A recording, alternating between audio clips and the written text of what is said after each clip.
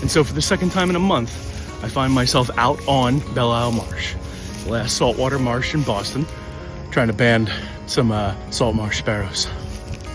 So to catch these birds, salt marsh sparrows in particular, and all really songbirds, passerines, we use mist nets, which if you kind of see when the wind's not blowing are quite hard to see. It's a really fine mesh, and actually just the wings get caught and we come in and extract them. Take the nets down every time that we're done with work, so there's no bycatch or any birds get caught when we're not here. But we run the nets and we check them every few minutes, and sometimes as you might have seen earlier, with salt marsh sparrows we try to actually flush them towards the nets because they're mostly running around on the ground, so you can't really see them flying sometimes. First we survey the vegetation, we survey for nests, make sure there's nothing in our lanes, and then we trap for 3 hours consecutively. And we're doing this statewide across all our properties. What we're trying to do is get a snapshot of what the populations are at all of our marsh sites, and then from there we're trying to come up with the metrics looking at bird populations, sort of degradation of the marsh, and that way it starts to help build a picture and an outline for us to prioritize which marshes we need to work on first. So sort of a marsh prioritization, restoration agenda for DCR.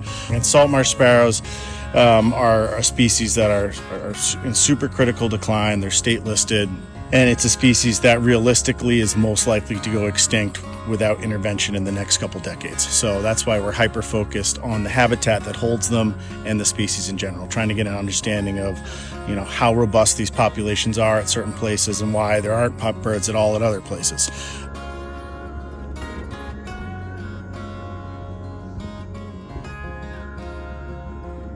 Belle Isle Marsh is a great spot to come watch salt marsh sparrows. They're a very special endemic species here in Massachusetts.